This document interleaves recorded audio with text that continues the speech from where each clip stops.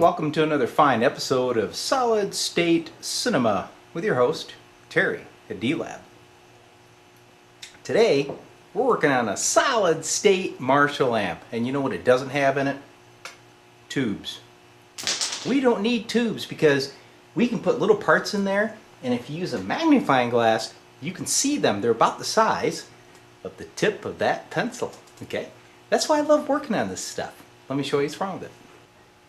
So what we have here is a Marshall MG30CFX combo amp. And the issue is these input jacks are all mangled. Somebody obviously had their patch cords in it, tripped, and mangled it, and the pieces are stuck in the jacks. So they're absolutely worthless. And the funnest part is trying to locate those jacks. Alright, so the circuit board is removed.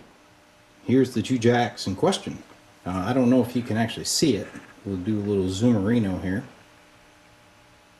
Man, I'm good at that, huh? So if you look, there's pieces in here, and you can see little posts sticking up. So when it got busted and twisted, it really screwed up the insides of these things. So luckily, I was able to locate them. But I'll tell you what, it's no easy task. So to save you the pain that I went through, let me show you the exact part number of these fine jacks. This one's actually called R12. So here's the parts bag from Mauser Electronics. The part number you will need for these jacks is the SJ1-3555NG. Alright?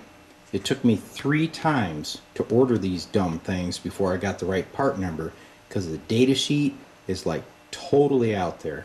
If you try to go by the data sheet, you're going to probably order them 3 times like I did. So I'm saving you the pain. There's your part number. Now let's install them.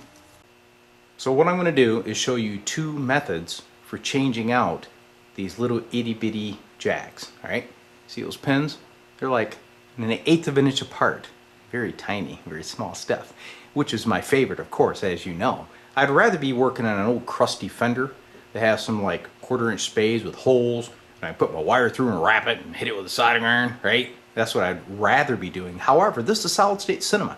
So what we're going to do is I have a Hakko desoldering station, and I'll show you that method, which is very quick and very effective. Then we're going to use a method, it's a manual method, where you're going to actually take this guy apart and pull each pin like teeth. So let's go to the Hakko. So here she is, the Hakko 471 desolder station. Now this is kind of a nice one because it uses an external air compressor. And this California Air Tools one, I'm going to give you guys a little plug, is probably the nicest, quietest air compressor I've ever had. I absolutely love it. It's great for this kind of work, right? So, what we got, this guy's turned on. There's some heat, and if you hit this, hear that? That sucks the solder. So we're going to do that on this little circus board. Get those jacks off of there. So I've introduced you to R12. He's right here, right? Here's Mr. Desolder Station. So you put it over the pen, like so. You let it melt solder. Bam! No solder left. Really does a sweet job. So if you got about, oh, I don't know, 800 bucks that you ain't got nothing to do with, you want to buy one of these. So what you do with these is you kind of got to shake it around a little bit, and that helps to work the solder out of the hole. You see, I'm kind of hanging up here. So kind of heat him up with the tip. Boom, she's out. Alright, here's the other jack that remains. And you can see I've already been carving on him a little bit, because what I'm going to do is cut off this case where I end up with just the pins sticking up. Then I'm going to pop them out like teeth.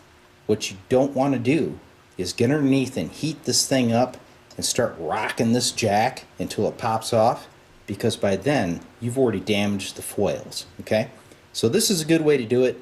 And the jack's a piece of junk anyway, so let's sacrifice the case and pop those pins out. It's looking pretty good.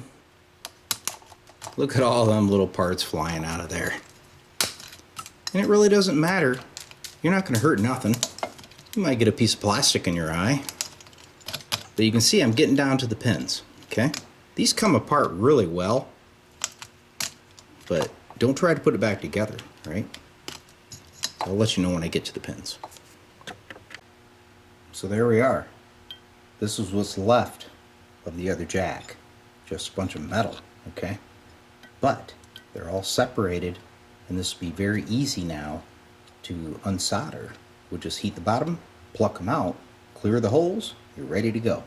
And yeah, you may think, well, that's a lot of work. I'd rather rock it and damage the board. But you know what? That's your decision.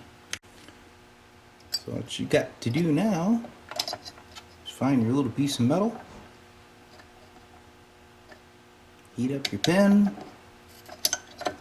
boom, just like that. Work your way down, get all the pieces out. Okay, so all the pins are out. You can see I have a few little solder globs there. Not bad though. Take a little wick, heat it up, whammo bammo, the hole is cleared. So you clear all your holes, and then you are ready to install your new jacks. And as you see, there is very minimal heat applied to these traces. So there's a good chance we didn't hurt anything, and the new jacks will pop right in. Should be good to go. I've got a little bit of solder left on this one, you can see that. Let's clean him up. Just watch these little surface mount resistor raids right there, because you don't want them to become unsoldered in the process. So we'll pop in the new jacks. What's nice, you know, they got these little spring things here, so they sit right in there. You don't have to hold them in place when you solder them. Should be piece of cake now. Here we go. Now what I do is I always do one pin in each one, okay, just to hold them. Then I'll push on the jack and hit that guy and make sure it seats, so that way they can't be crooked when you're done. Alright, I double checked that they're sitting flush, and now I'll just solder up these other pins and get her put back together. Actually a fairly simple task. So everything's soldered in. It's always a good practice. Take a little bit of alcohol, clean off that rosin. No reason to leave a mess behind. And more than likely, if I'm lucky, I'll never see this amp again. Okay, task complete. Jacks are in there. Got the board back in place. Put in these little itty bitty screws. Get the thing back together and give her a check out. All in all, not too bad. Much easier though with that desolder station. So there you have it. A successful jack R&R operation at D-Lab Electronics. Now I'm not going to bore you with putting this thing together and testing it out, but I just wanted to show you the two techniques for changing out these jacks and give you that part number and save you the pain. Hope you liked it. See you again.